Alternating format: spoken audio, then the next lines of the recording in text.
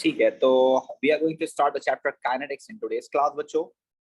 और इसमें जो हम स्टार्ट कर रहे हैं, सबसे इंपॉर्टेंट चीज जो आपके पास हो सकती है, जिसके बारे में पेपर में पूछा जाता है और बड़ा कंटिन्यूअसली इसके बारे में पेपर में सवाल आता है, which is Boltzmann distribution, which is Boltzmann distribution of molecular energy.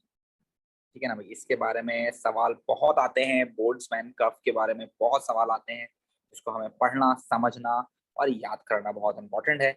तो हम इसको स्टार्ट कर लेते हैं, Boltzmann distribution of molecular energy. इसके लिए अगर आप बात करें तो इसके पहले आपके पास एक छोटा सा ग्राफ होना चाहिए, जिसको देखकर हम इसको समझ सकें कि ये ग्राफ क्या कहना चाह रहा है हमसे। So I'm just drawing a graph over here with a green line. So this is x-axis we have and this is y-axis we have, right? y-axis पे आपके पास होता है क्या, y-axis। अच्छा, ये एक्सेस भी याद रखना बहुत जरूरी है आपके लिए, आपको पता होना चाहिए कि एक्सेस पे कौन सी चीज मौजूद है। यहाँ पर है आपके पास number of molecules, over here we have number of molecules. जरा गौर से देखिए कि यहाँ पर क्या चीज मौजूद है, आपके पास नंबर ऑफ मॉलिक्यूल्स हैं with a particular energy, with a particular energy. ठीक है भाई, यानी कि हर एक मॉलिक्यूल का एक अलग आपके पास जो है एनर्जी होती है,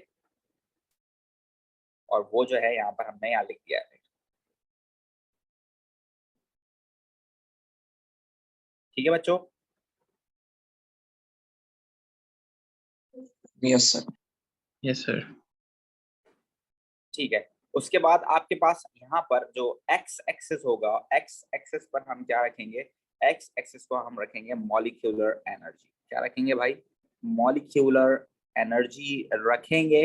और ये ग्राफ कुछ इस तरह का दिखेगा नॉर्मल कंडीशंस में आपके पास। It would be like this. ठीक है ना, नॉर्मल कंडीशन में ये कुछ इस तरह का दिखेगा, राइट बच्चों? ठीक है,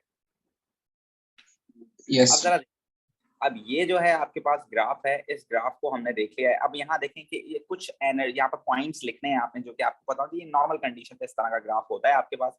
इसी कुछ कंडीशंस हैं, कुछ पॉइंट्स हैं जो कि आपको लिखना होगा अपने पास। पहला पॉइंट, सबसे इंपॉर्टेंट पॉइंट जो आपके पास हो सकता है, वो आप क्या बोलेंगे कि all particles have energy.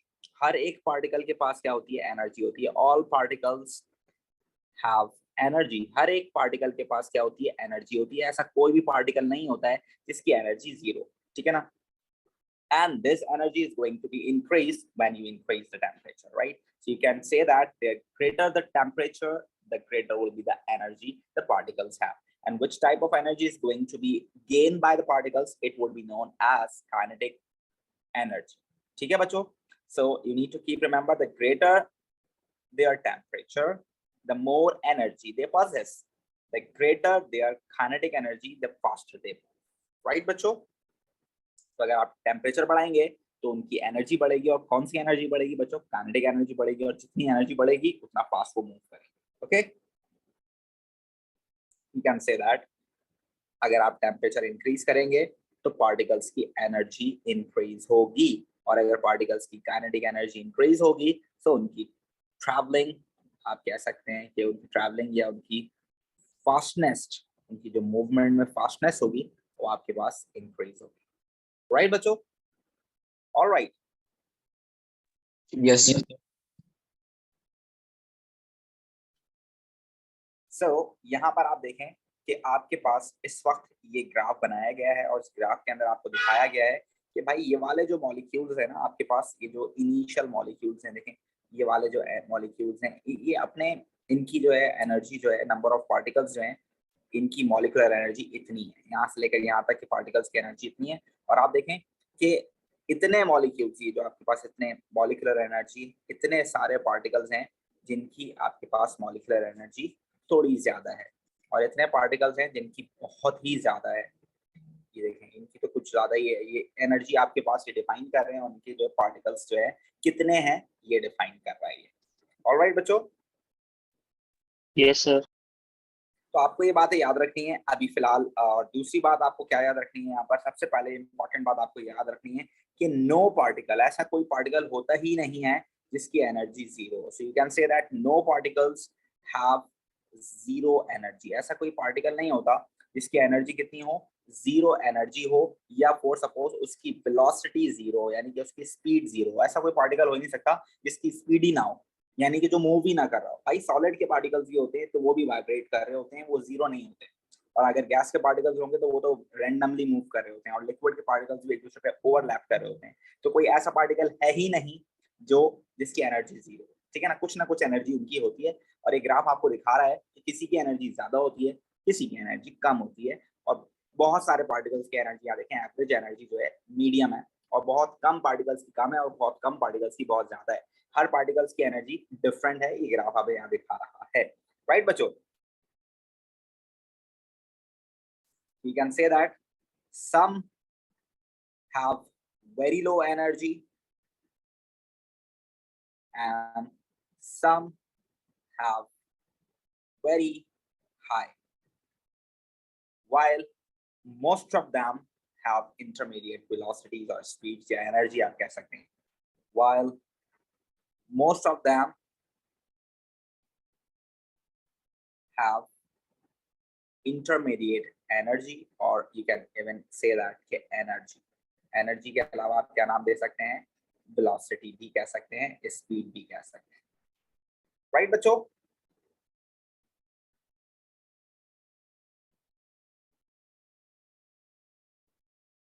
is that right everyone? Sir, can you tell again what area under the graph shows? Yes, वो भी अभी हम दिखा रहे हैं और आपको दिखा देंगे, उसका मसला नहीं है। लेकिन ये आपको दिखा रहा है, देखो नंबर ऑफ पार्टिकल्स है ना ये, तो ये आपको दिखा रहा है कि ये आपके पास नंबर ऑफ पार्टिकल्स हैं जिनकी एनर्जी इतनी है। देखो कितने ग्रेटर नंबर ऑफ पार्टिकल्स हैं जिनकी एक इंटरमीडिएट एनर्जी है, आप देख सकते हैं। और कितने कम पार्टिकल ऐसे हैं जिसकी एनर्जी कैसी है, कम है, और कितने कम पार्टिकल ऐसे हैं जिसकी एनर्जी बहुत ज्यादा है। Right? Yes sir. Yes, sir. दूसरा ये कि आप लोगों ने जो है रेट ऑफ रिएक्शन में पढ़ा होगा, अपने पिछले ओ लेवल्स के स्टफ में आप लोगों ने ये बात पढ़ी थी कि अगर आप इंक्रीज करते हैं टेम्परेचर तो उससे क्या होता है, इंक्रीज टेम्परेचर क्या इफेक्ट लेके आता है। We know that if you are increasing the temperature, so the kinetic energy of the particle increases, and there you can say that when the energy is going to be increases, they start moving with greater energy, they start colliding with each other with very strong energy, and that's why the collision increases, rate of reaction increases, blah blah, ये सारी चीजें हमने पढ़ी थी। Right, so you can remember this again। आप कह सकते हो कि when the temperature is increases, when temperature is increases, you can say that the kinetic energy of the particles increases, they start colliding with more energy, so you can say that frequent collision increases. When the frequent collision increases, the rate of reaction increases। ऐसे होता था बच्चों? Yes sir. Yes, sir. अब जरा इसको हम दूसरे अंदाज में देखते हैं कि अभी तो आपने ये पढ़ लिया, लेकिन अब कुछ ग्राफ बोल्ट्जमैन डिस्ट्रीब्यूशन के हिसाब से बात करें अगर, तो ये ग्राफ कैसे हो सकता है। क्या ये पूरा ग्राफ कॉपी हो सकता है हमारे पास?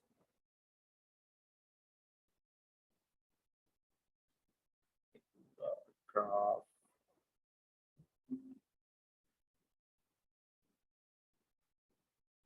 सर यहाँ रेट से क्या मुराद है कि मतलब रेट का रेट मतलब है स्पीड ऑफ रिएक्शन। ठीक है। राइट, चलिए ग्राफ यहाँ पर कॉपी हो गया, that's pretty good for us. ये यहाँ पर ग्राफ कॉपी हो गया। अगर हम देखते हैं कि इसके अंदर अगर हम टेम्परेचर बढ़ाएं तो आपके पास क्या चेंजेस आ सकते हैं। ये आपका वही ग्राफ है जो हमने अपने ऊपर बनाया है, सेम एज इट इज वही ग्राफ हमने दोबारा से नीचे बना दिया है। अब अगर मैं इसमें टेम्परेचर इंक्रीज करूं तो व्हाट आर द चेंजेस जो कि आ सकती हैं। बच्चों कौन सी चेंजेस आ सकती हैं जरा देख लीजिए। ये इंक्रीज इन टेम्परेचर अगर आप करेंगे तो कौन सी चेंजेस आ सकती हैं। चलो भाई, अगर आप हम टेम्परेचर इंक्रीज करते हैं तो क्या होता है, टेम्परेचर इंक्रीज करने से आपके पास ग्राफ के अंदर जो चेंजेस आएंगी वो कौन सी आएंगी। Just look at over here बच्चों, यहाँ पर इस तरह की चेंजेस आपके पास आ सकती हैं। मैं इसको रेड से कर रहा हूँ। अच्छा, इसको हम कुछ ये पर्पल से कर देते हैं ताकि थोड़ा और वाजे हो जाए। रेड ऑलरेडी इसमें लगा हुआ कुछ, तो ये कुछ इस तरह से हो जाएगा ग्राफ। देखें यहाँ से ये थोड़ा सा ऐसे हो जाएगा। देखें ग्राफ कुछ इस तरह से हो जाएगा आपके पास, ठीक है ना। If you are increasing temperature तो ग्राफ कुछ इस तरह से हो जाएगा, या इसको थोड़ा सा और इस तरह से भी हम बना सकते हैं, ठीक है ना। कुछ इस तरह से ये हो जाएगा, राइट बच्चों।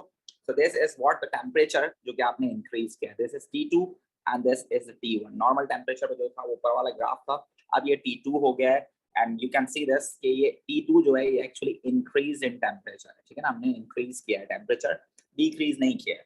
तो आप देख सकते हैं इसको, इस ग्राफ को ऐसे मैंने क्यों बनाया, इसमें क्या क्यों बनाया मैंने, इसको पढ़ना जरूरी है। और पेपर में ये सवाल पूछता है, ये लाइन आपने ड्रॉ करनी होती है इस तरह से ना, ये जो पर्पल वाली लाइन मैंने ड्रॉ की है ये पेपर में लाइन ड्रॉ करनी होती है आपने। सो ये जरा गौर से देख लीजिएगा कि भाई इंक्रीज टेम्परेचर होगा तो आपने थोड़ा सा नीचे करके फ्लैट करके बनाना है, ठीक है ना। अब आप इसमें लिख सकते हैं कुछ पॉइंट्स जो कि मैं आपको बता रहा हूँ कि भाई अगर आप टेम्परेचर इंक्रीज करते हो तो क्या होता है। टेम्परेचर इंक्रीज करने से क्या होता है कि आपके पास ये जो ग्राफ है ये थोड़ा सा शिफ्ट हो जाएगा किस तरफ, टुवर्ड्स हायर एनर्जी और the number of velocity. So you can say that it shifts to little higher energies and velocity। Higher energy हो जाएगी, आपको वेलोसिटी कहना चाहें तो वेलोसिटी हायर कर ले, पार्टिकल्स की एनर्जी जो है थोड़ी सी बढ़ जाएगी, ठीक है ना। दूसरा ये कि ये जो कर्व होगा ये थोड़ा सा ब्रॉडर हो जाएगा, ठीक है ना, थोड़ा सा फ्लैटर हो जाएगा, थोड़ा सा ब्रॉडर हो जाएगा, थोड़ा सा इस तरह करके हमें बनाना होगा ताकि हमें इसमें जो चीज दिखाना हम चाह रहे हैं वो क्लियर हो जाए। मैं अभी बताता हूँ आपको दिखाता हूँ अभी वो चीज हम क्या दिखाना चाह रहे हैं आपको, सही है। अब आप देखें यहाँ पर आपको यहाँ क्या लिखना है, कर्व्स जो है सर एक सवाल है जी बेटे। सर, यहाँ पर आपने लिखा था जब टेम्परेचर जब इंक्रीज होता है जो काइनेटिक एनर्जी है वो भी इंक्रीज होगी, तो सर जो सही है, बीच वाला इलाका है, उसकी एनर्जी डिक्रीज क्यों हो रही है, उसकी तो इंक्रीज होनी चाहिए।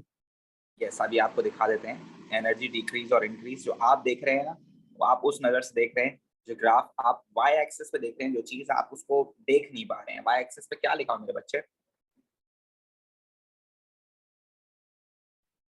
Number of particles with energy. तो क्या वहाँ एनर्जी लिखी हुई है, एनर्जी तो नहीं लिखी हुई ना वहां पर।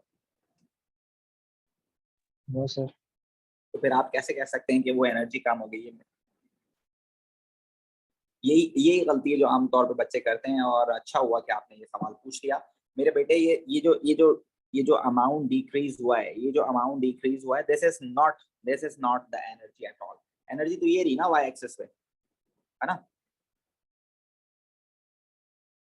यस ऐसी है। सर। तो सर आपको देखना एनर्जी है, एक्स एक्सिस पे है ना। हाँ ये देखे ना, ये मॉलिक्यूलर एनर्जी लिखा हुआ है ना एक्स जी एक्सिस पे, वाई एक्सिस पे नंबर ऑफ पार्टिकल्स हैं। तो यही चीज हमें देखनी है, और हम इसी को गलत समझते हैं ना। उसकी वजह ये है कि आमतौर पर जो है हम यही देखते हैं कि अगर कोई चीज हम इंक्रीज या डिक्रीज कर रहे होते हैं तो वो ग्राफ ऊपर की तरफ जा रहा होता है कहीं ना, इस वक्त ग्राफ नीचे आ गया। तो यही बात समझने की है इस ग्राफ में कि भाई जब आपने एनर्जी इंक्रीज की तो एनर्जी इंक्रीज करने से हुआ क्या, एनर्जी इंक्रीज करने से हुआ क्या, हमें यही तो समझना है इसके अंदर। तो आप देख सकते हैं when you increase the energy, तो अब जो एरिया अंडर द कर्व है, जरा जरा देखिए, जरा एरिया अंडर द कर्व है वो बढ़ गया है, यानी कि now there are greater molecules जिनकी एनर्जी ज्यादा है ना। पहले मॉलिक्यूल्स कम थे जिनकी एनर्जी ज्यादा थी। अब जब आपने टेम्परेचर बढ़ाया है, now area under the curve is greater, so you can say that अब मॉलिक्यूल ज्यादा हो गया जिसकी एनर्जी ज्यादा है। ऐसी है ना, यही लिखा हुआ है इसमें। Yes yes sir. So you can say that आपके पास नंबर ऑफ पार्टिकल्स जो हैं वो बढ़ गए हैं, ठीक है। सर एक सवाल जी और, बेटा, जी जी। ग्राफ के अंदर जो इंडिपेंडेंट वेरिएबल होता है वो तो एक्स एक्सिस पर आता है, यहाँ पे तो वाई एक्सिस पर, ऐसा क्यों क्या चीज, सर। जो इंडिपेंडेंट वेरिएबल होता है इन दिस केस सर, यहाँ पर नंबर ऑफ मॉलिक्यूल्स है सर, उसको आपने वाई एक्सिस पे क्यों प्लॉट किया। नंबर ऑफ मॉलिक्यूल्स जो हैं वो इंडिपेंडेंट है, अब ये कह रहे हैं। यस सर, इंडिपेंडेंट वेरिएबल है। नहीं, number of molecules independent value variable कैसे हुए, if you are increasing, if you are talking about the gas, like for suppose if you are talking about the gas of 1 mole, अगर कोई gas है आप 1 मोल ले रहे हो तो इसका मतलब ये होगा कि उसके अंदर पार्टिकल्स होंगे 6.0 to 10 raised to the power 23, और अगर आप उसके 2 मोल्स ले रहे हो तो उसके पार्टिकल्स उसके डबल हो जाएंगे, अगर आप उसके 3 मोल्स ले रहे हो तो उसके पार्टिकल्स उसके ट्रिपल हो जाएंगे, है ना। Number of particles is not fix right now, तो वो तो आपके ऊपर डिपेंड करता है आप एक्सपेरिमेंट कौन सा कर रहे हो, है ना। आप कितना ठीक है सर। वॉल्यूम ले रहे हो, मास ले रहे हो, उस हिसाब से जो है वो चेंज हो सकते हैं। और उसके अलावा भी आपके पास जो है भाई सॉलिड होगा, लिक्विड होगा, गैस होगा, उनका वॉल्यूम पे भी डिपेंड करता है, बहुत सारी चीजें उनकी एनर्जी पे भी डिपेंड करता है। तो अभी फिलहाल जो 2 चीजें हमारे पास मौजूद हैं, इन दोनों चीजों में से बेहतरीन चीज जो हम एक्स एक्सिस पे ले सकते थे वो मॉलिक्यूलर एनर्जी हो सकती है, ठीक है। Yes sir. ठीक है भाई, ये ग्राफ आपके पास बन गया है। अब फॉर सपोज इस ग्राफ को मैं बनाना चाहूँ किसके लिए बच्चों, इस ग्राफ को मैं बनाना चाहूँ अगर डिक्रीज इन टेम्परेचर के लिए, इसी ग्राफ को अगर मैं बनाना चाहूँ बच्चों किसके लिए, डिक्रीज इन टेम्परेचर के लिए, तो ये कैसा होगा। अगर ये आप बनाएंगे किसके लिए, डिक्रीजिंग टेम्परेचर के लिए बच्चों, तो ये इसका उल्टा लिख सकते हैं जो ऊपर लिखा हुआ है आपके पास, decreasing in temperature decrease the kinetic energy of the particles and the chances of collision would be decreases, hence the rate of reaction decreases। और इस ग्राफ में आप इसको कैसे प्लॉट करेंगे, you need to keep remember कि ये थोड़ा सा इस तरह हो जाएगा, ये थोड़ा सा ऊपर जाएगा, स्टीपर हो जाएगा इस तरह से, फिर ये इस तरह से हो जाएगा, ठीक है भाई। it would be like this and this is T3 and T3 is when you are decreasing the temperature, right बच्चों। Yes. So you can say that if you are decreasing the temperature, so it shifts towards lower energy or towards to lower energies and lower velocity, you can say that, right। और उसके अलावा आप कह सकते हैं कि curve जो है आपके पास थोड़ा सा नैरो हो जाएगा, थोड़ा सा जो है पतला हो जाएगा, ठीक है ना। So you can say that curve get narrow। Sir, I have a question. जी बेटे। सर अगर हमने टेम्परेचर डिक्रीज किया है तो number of molecules with a particular energy वो ज्यादा क्यों हुए हैं, बढ़ क्यों गए हैं वो? देखो बहुत कम एनर्जी, बहुत कम पार्टिकल्स ऐसे हैं जिनकी एनर्जी ज्यादा है, बहुत कम पार्टिकल्स ऐसे हैं जिसकी एनर्जी ज्यादा है, और ज्यादातर पार्टिकल्स की एनर्जी कम हो गई है। ये ग्राफ ये बता रहा है आपको, ठीक है ना। ठीक, सही। ये आपको ये नहीं बता रहा कि पार्टिकल्स की एनर्जी जीरो हो गई, आपने टेम्परेचर जीरो कर दिया तो उसका हरगिज़ मतलब नहीं है कि सारे के सारे पार्टिकल्स जीरो का।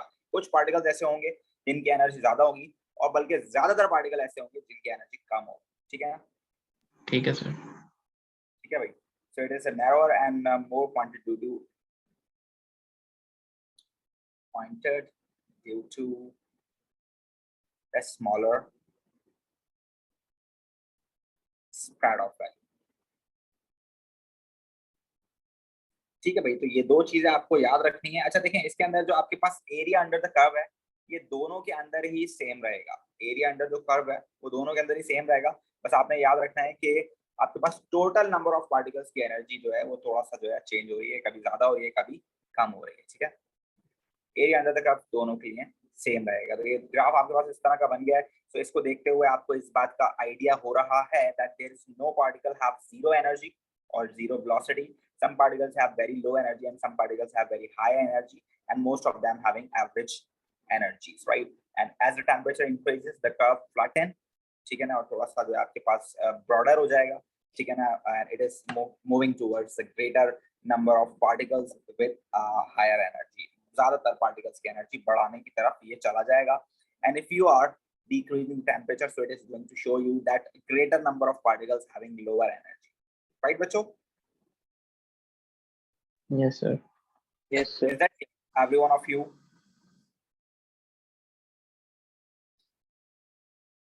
ठीक है, उसके बाद हमारे पास यहाँ पर एक और चीज है जो कि इस ग्राफ के अंदर हम ऐड कर सकते हैं, जिसको हम बोलते हैं एक्टिवेशन एनर्जी। जिसको हम क्या बोलते हैं बच्चों, activation energy. And we all know that the definition of this, I think we all know this, that this is you can say that minimum amount of energy, you can say that minimum amount of energy required to start any reaction, minimum amount of energy required to start any reaction। अच्छा, ये definition तो हमें सबको पता ही होती है कि भाई एक्टिवेशन एनर्जी की डेफिनेशन क्या है भाई, वो मिनिमम अमाउंट ऑफ एनर्जी जो कि किसी भी रिएक्शन को स्टार्ट करने के लिए चाहिए होती है, राइट। तो फॉर सपोज अगर मैं पहले वाले रिएक्शन को देखूं, पहले वाले ये जो मैंने व्हाइट से बनाया था, मैं इसको दिखा रहा हूँ आपको खाली ना। तो जो व्हाइट से बनाया था, फॉर सपोज मैंने यहाँ पर एक मार्क लगाया था, आपके पास ये जो एनर्जी है, ये वाली एनर्जी आपको शो कर रही है क्या, एक्टिवेशन एनर्जी, ठीक है ना। You can see this, initially सिर्फ हमारे पास इतने पार्टिकल्स हैं जो कि एनर्जी, जिनके पास इतनी इनफ एनर्जी है जो कि रिएक्शन कर सकते हैं, राइट बच्चों। Yes, sir. You can say that these particles have enough energy to show reaction, enough energy to cause a chemical reaction. ये molecules हैं केमिकल रिएक्शन जो कि इनिशियली आपके पास विदाउट टेम्परेचर इंक्रीमेंट और डिक्रीमेंट आपके पास रिएक्शन कर रहे होंगे, बस इतने हैं हमारे पास, ठीक है। इतने से मॉलिक्यूल्स हैं जिनकी एनर्जी इतनी है कि वो रिएक्शन कर सकते हैं, ठीक है भाई।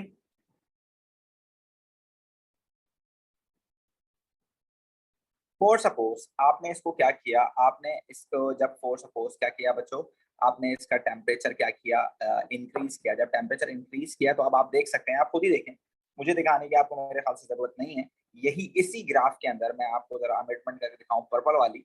सो now this is the activation energy, right. So you can see this now, the huge part of molecules have been added over here.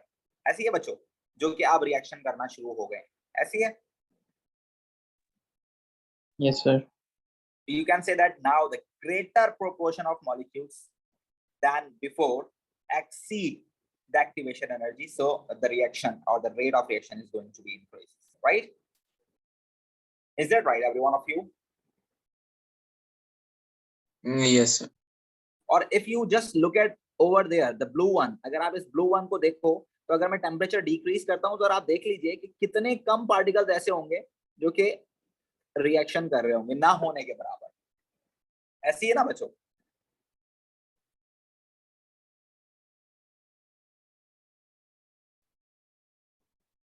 ऐसा है या नहीं है बच्चों? Yes, sir. सर हम ये तो नहीं कह सकते ना कि रिएक्शन नहीं होगा। हाँ, रिएक्शन होगा लेकिन ना होने के बराबर होगा अगर एनर्जी कम होगी तो, ठीक है भाई। सर हमें ये किस तरह पता लगेगा कि एक्टिवेशन एनर्जी कहाँ पे बनेगी? देखो बना के देगा ना आपको थोड़ी ना बनाना होगा, वो आपको बना के देगा, ठीक है। ये मार्क वो बना के देगा एक्टिवेशन एनर्जी वाला आपको। जो पहला वाला व्हाइट वाला हमने आपको बना के दिखाया ना, ये तो बना हुआ मिलेगा ना आपको, जो व्हाइट वाला होगा। सर तो जब उसने टेम्परेचर इंक्रीज किया है तो एक्टिवेशन एनर्जी ज्यादा होगी? नहीं, activation energy is unchange when you are increasing temperature. Increase करने से एक्टिवेशन एनर्जी को कोई असर नहीं हो रहा है। एक्टिवेशन एनर्जी तो अपनी जगह है, आपके पास नंबर ऑफ मॉलिक्यूल्स बढ़ गए जो कि जिनकी एनर्जी एक्टिवेशन एनर्जी से ज्यादा हो गई है, जो कि रिएक्शन कर सकते हैं, right. Yes. You can see this कि एक्टिवेशन एनर्जी तो पहले भी मैंने यही बनाई थी और अभी भी पर्पल वाली भी यही बनी है, बस you can see this now the greater proportion would be there. You can say that greater proportion would engage in reaction, right? You can say that greater proportion of molecules now greater energy, having enough energy to react. सही है बच्चों? Is that clear? Yes, sir. Yes. चले एक बार दोबारा से देखें एक और चीज इसी ग्राफ को देखते हुए। Now the next thing is what I am just writing in the green colour. What is this? This is catalyst. क्या करता है बच्चों catalyst? Catalyst decrease the activation energy। क्या कर देता है बच्चों catalyst? It decreases the activation energy which speeds up the reaction, right बच्चों? ऐसे ही होता है ना? Yes, sir. अब जरा आप देखें, अब सिर्फ व्हाइट वाले को देखिएगा, आप टेम्परेचर को नहीं देखिएगा। अब आप सिर्फ व्हाइट वाले को देखिएगा, टेम्परेचर को मत देखिएगा, इंक्रीज और डिक्रीज। ये व्हाइट वाले आपके पास जो है ये पोर्शन है, ठीक है ना, ये पोर्शन आपके पास यहाँ मौजूद है। इसके अंदर ये व्हाइट वाला पोर्शन है, अभी इनिशियली आपके पास ये मॉलिक्यूल से जो कि रिएक्शन कर रहे थे, ऐसे ही थे बच्चों। Yes, sir. अब ये इनिशियली आपके पास ये नॉर्मल चीज की बात कर रहा हूँ, मैंने टेम्परेचर की बात कर रहा हूँ ना, पर्पल वाले की बात कर रहा हूँ ना, मैं ब्लू वाले की बात कर रहा हूँ। मैं नॉर्मल कंडीशंस की बात कर रहा हूँ कि जब आपने टेम्परेचर इंक्रीज नहीं किया है, रूम टेम्परेचर पर जो रिएक्शन हो रहा है वो ये पार्टिकल्स रिएक्शन कर रहे हैं खाली। ऐसे ही है बच्चों। Yes sir. कोई जब स्टूडेंट आप लोग क्या कह रहे हो बेटे? सर वो कोई रूम में आना चाह रहा है ना, आपने उसमें आने नहीं दिया। कौन रूम में आना चाह रहा है? मैंने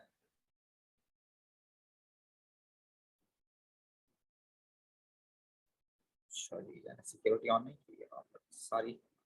चले कोई मसला नहीं है। देखिए इधर आपके पास ये मॉलिक्यूल्स हैं जो कि एनर्जी कर रहे हैं नॉर्मल टेम्परेचर पर। अब होता क्या है, सीन ये होता है कि for suppose you are using catalyst, अगर आपने कैटलिस्ट यूज किया है तो कैटलिस्ट यूज करने से क्या हो जाएगा, एक्टिवेशन एनर्जी आपके पास कम हो जाएगी। अब देखें फॉर सपोज एक्टिवेशन एनर्जी कम होकर कहाँ आ गई, यहाँ आ गई। सो यू कैन सी दिस, जब एक्टिवेशन एनर्जी यहाँ आ गई so there are greater number of particles that are now available for the reaction, right बच्चों? जब आप कैटलिस्ट यूज करते हैं तो कैटलिस्ट यूज करने से एक्टिवेशन एनर्जी कम हो जाती है और बहुत सारे पार्टिकल्स ऐसे होते हैं जिनको जो कि एक रिएक्शन में टेक पार्ट कर सकते हैं। जैसे फॉर सपोज ये है कि हमने एग्जाम दिया, ओ लेवल्स का हमने एग्जाम दिया, ओ लेवल्स का एग्जाम देने के बाद आपके पास जो थ्रेशोल्ड बना वो कितना बना, 120 पे एस्टेरिक बना। कितने पे बना भाई, 120 पे एस्टेरिक बना। तो हमारी क्लास के अंदर 11 बच्चे थे, उन 11 बच्चों में से 6 बच्चों ने क्या ले लिया भाई, एस्टेरिक ले लिया। 6 बच्चों ने एस्टेरिक क्यों ले लिया, क्योंकि उनके 120 से ज्यादा मार्क्स थे, ठीक है ना। अगर मैं चाहूं तो थ्रेशोल्ड को कम करके फॉर सपोज अगर मैं 100 तक ले आऊं, अगर मैंने थ्रेशोल्ड कम करके 100 तक कर दिया, so there may be more particles or there may be more students over there in the class जिनके मार्क्स 100 से ज्यादा होंगे बट 120 से कम होंगे, तो now they are available for the asterisk, right बच्चों? ऐसी है। Yes. तो same as it is scenario over here कि बहुत सारे पार्टिकल्स ऐसे होंगे जिनकी एनर्जी तो होगी ज्यादा, इतनी ज्यादा होगी लेकिन वो एक्टिवेशन एनर्जी के बराबर नहीं होगी, एक्टिवेशन एनर्जी से थोड़ी सी कम होगी। अगर आप एक्टिवेशन एनर्जी कम करोगे, now they are also available for the chemical reaction, तो आप वो भी केमिकल रिएक्शन करेंगे और स्पीड ऑफ द रिएक्शन क्या हो जाएगी आपके पास, बढ़ जाएगी। इज दैट राइट बच्चों? Yes sir. Now you Yes. need to keep remember these graphs बच्चों, आपने ये ग्राफ याद रखने हैं तो जरा देख लीजिए। मैं आपको एक बार दोबारा से रैंडम से बना के दिखा रहा हूँ, रैंडम सा खाली, ताकि आपको जो है क्या नाम है आसानी हो सके। बिल्कुल रैंडम ग्राफ बना रहा हूँ और ये मैं सिर्फ इसलिए बना रहा हूँ ताकि आप एग्जाम में इसको बनाएं और आप मार्क्स गेन कर सकें। तो भाई आपको पता होना चाहिए कि वाई एक्सेस और एक्स एक्सेस पे क्या क्या चीजें मौजूद हैं। तो जरा मुझे बताइए बच्चों कि एक्स एक्सेस पे क्या चीज मौजूद है। एक्स एक्सिस पर हमारे पास मौजूद है क्या बच्चों, molecular energy. Energy. Molecular energy हमारे पास मौजूद है और वाई एक्सिस पे हमारे पास क्या मौजूद है, number of particles with particular energy. तो हर एक पार्टिकल की अपनी एनर्जी है। So you can say that number of particles या number of molecules with particular energy, यानी कि जो इनकी फिक्स एनर्जी है उसकी हम बात कर रहे हैं, पर्टिकुलर एनर्जी। तो आप क्या याद रखना है बच्चों, एक तो आपने याद रखना है कि ये नॉर्मल आपके पास ग्राफ है, फॉर सपोज ये नॉर्मल ग्राफ है। अगर आप टेम्परेचर क्या करते हो, इंक्रीज करते हो, तो देखो जरा गौर से देखना कि ये जो ग्राफ है ये इस तरफ जाएगा, यानी कि नीचे से जाएगा। नीचे से जाने के बाद ये थोड़ा सा वाइडर हो जाएगा और आगे वाले पार्ट में ये ऊपर हो जाएगा, ठीक है ना। आगे वाले पार्ट में इसको आपने ऊपर करना है। अगर आप व्हाइट वाले को दोबारा से देखो, ये मैं यहाँ से लेके आ रहा हूँ बच्चों, ये आया व्हाइट वाला ऐसे, सही है। ये व्हाइट वाला आया आपके पास ऐसे, ठीक है ना, ये ग्राफ आया व्हाइट वाला ऐसे। अब जो मैं हाई टेम्परेचर का लेके आ रहा हूँ, देखो ये नीचे से जाएगा स्टार्टिंग में, थोड़ा सा वाइडर होगा और एंड में ये ऊपर से जाएगा, राइट बच्चों? ये बात आपने याद रखनी है। दूसरा ये कि अगर टेम्परेचर लो कर रहे हो तो इनिशियली ये ऊपर से आएगा और उसके बाद फिर ये नीचे हो जाएगा इस तरह से, ठीक है भाई। और अगर वो एक्टिवेशन एनर्जी की बात करता है तो भाई ये है आपके पास फॉर सपोज एक्टिवेशन एनर्जी, और ये कोई ज्यादा मैंने लगा दिया, यहाँ है फॉर सपोज एक्टिवेशन एनर्जी आपके पास। अगर आपने कैटलिस्ट इस्तेमाल किया है तो आप जरा थोड़े से पीछे करके बना दीजिएगा। तो this is normal activation energy and this is activation energy of catalyse reaction. Is that right everyone of you? All clear? Yes. Sir मुझे Any problem to anyone of you? बताइए कि वो पीछे क्यों बनेगा। क्या कह रहे हो? सर कैटलिस्ट वाली लाइन जो है वो पीछे क्यों बनेगी। कैटलिस्ट वाली लाइन पीछे क्यों बनेगी? कौन सी वाली कैटलिस्ट वाली? ये कैटलिस्ट वाले में एक्टिवेशन एनर्जी कम हो जाती है, तो यहाँ आप जा रहे हैं तो एनर्जी बढ़ रही है, पीछे आएंगे तो कम होगी ना, ठीक है। सही है। अब देखें इसके अलावा हमारे पास जो है एक लास्ट चीज जो इस सिलेबस की है, इस चैप्टर की है, वो क्या है आपके पास, कैटालिसिस, राइट। ये एक चीज है जो कि आपको पता होनी चाहिए, वो रिएक्शन जिसके अंदर आप कैटालिसिस यूज करते हैं। You can say that catalysis increase rate of reaction They do this by providing an alternate path for the reaction, or also they can lower the activation energy. We divide catalysis in two steps, or two in classes, in two classification. The number one is homogeneous catalysis, homogeneous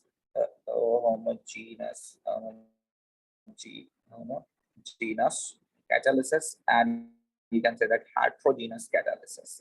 So we have these two types of catalysis you need to keep remember.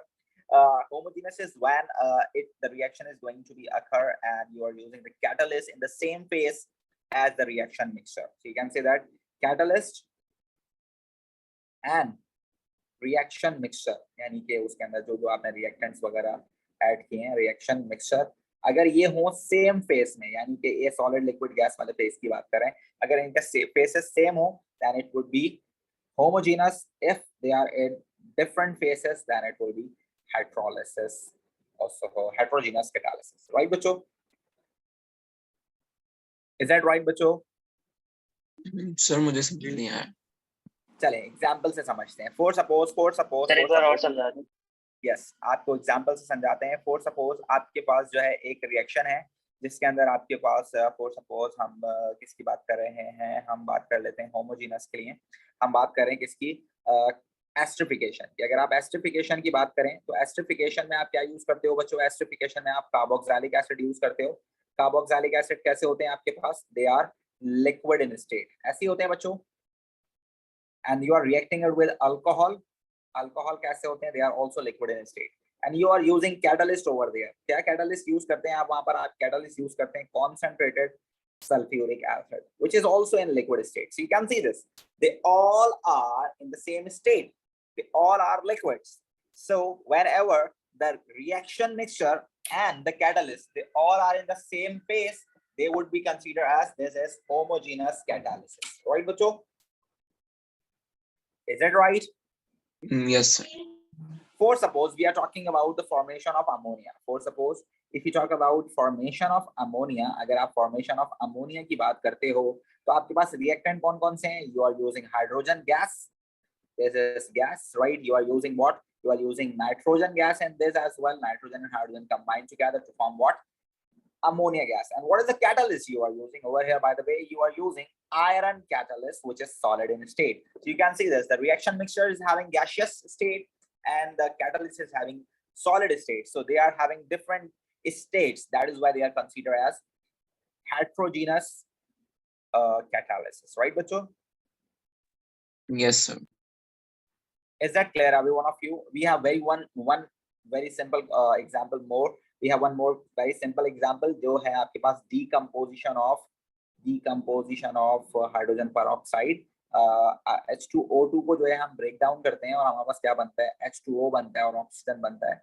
अब ये देखें, ये आपके पास H2O जो है, H2O2 जो है आपके पास ये हाइड्रोजन पेरोक्साइड लिक्विड फॉर्म में होती है और इसके अंदर हम यूज करते हैं मैग्नीज डाइऑक्साइड. यहाँ पर इसको Mn4 ऑक्साइड बोलते हैं, मैग्नीज टेट्राऑक्साइड भी बोलते हैं इसकी ऑक्सीडेशन स्टेट के हिसाब से. तो ये सॉलिड होता है, ठीक है ना. ये क्या होता है आपके पास? Solid. So it is also term as heterogeneous catalysis because they have different type of phases versus catalyst versus reaction mixture. Right, बच्चों? Yes, sir.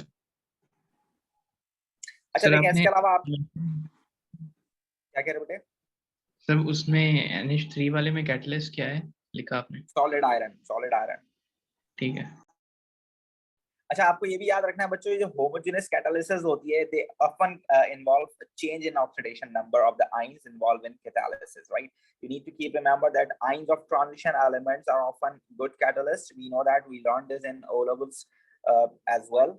The transition metals have a good catalytic properties. So you need to keep remember that ions of transition elements are often good catalysts because of their ability of change oxidation number. So ये जो homogeneous catalysis होती है इसके अंदर ये most of the time you will see that there would be change in oxidation number would be seen. Right, बच्चों?